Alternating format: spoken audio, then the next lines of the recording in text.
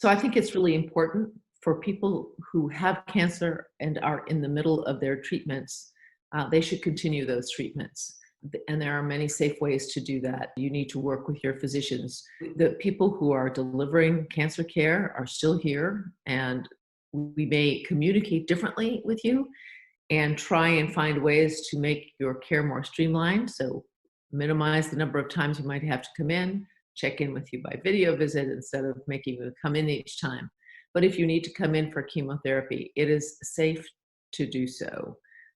What you have to do, though, is be careful. So stay home and shelter in place. Don't go to the grocery store yourself. Get others to do that for you, or get food delivered. So really minimize your exposure, especially when you know your blood counts are low. It's really important to try and keep yourself safe if you're getting chemotherapy. So there are many different ways in which we could keep people out of the operating rooms early on, and that's something that a lot of us do standardly. And if you have something that, there's active surveillance protocols for some conditions, and for prostate cancers, for some in situ cancers, and it's really fine to wait. And even with radiation therapy, so if you are in the part of your treatment where you need radiation therapy, waiting an extra 4 weeks is not going to make much of a difference, really. During the time of COVID, especially if it's new, there are many ways to do that, where you might start with something that's less aggressive, where you don't have to come in as much, and test that first. That's a standard way of doing things. I think the word cancer, when someone hears that word, they think, oh my gosh, I'm going to die, and I might die in the next few weeks or the next couple of months if I don't get it treated. But that is rarely the case. Now, with the exception of a leukemia, that is not the case. And it turns out there's a broad spectrum of behavior. Cancers can be really indolent. They can be what we would call idle or ultra low risk to very high risk. The stage 4 disease, the goal of care is to try and control the disease. For the most part, we're not able to, in the long run, eradicate disease, but it's about control. And there are many different ways in which that can be done.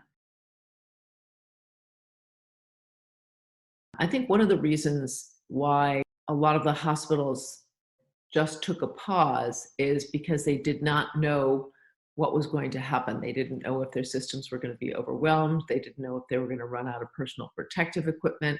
They didn't have testing up and running. When you go under general anesthesia and you have the virus, that virus can really spray. It sprays in the air and can affect everyone around you. So one of the things that was important to do is try and get some testing in place, I think, to be able to do that. Many hospitals that are in areas where the crisis has passed are starting to open their operating rooms up again. And, we at University of California in San Francisco are testing everyone who's going to the operating room. So they're tested negative. I think that helps make everyone feel safe. A crisis often brings out a lot of creativity. I like calling my patients, and I like, being able to talk to them as often as I can. There's a period of time where this is going to abate. There are units in the hospital or areas in the hospital where they're trying to keep things relatively COVID-free. I think you want to be able to minimize your time going to the hospital. If I'm seeing someone, if someone's really worried about something, I have them come in. If they think there's a new mass or there's something that's wrong, if there's something that you think is new and different, again, the offices are open, the ability to do biopsies are there, the ability to sort things out, the ability to get scans, it's still there. On the other end of the spectrum are these low and ultra low risk cancers. It's making people rethink, well, how much treatment do you really need? And are there things that you can do that are less? There have been many, many studies that have shown that less treatment is safe. And in fact, more is not always better. More is just more. And sometimes more can be worse. It really helps us really think hard about who needs what do we absolutely have to do? What's the safest possible thing? That I think is important.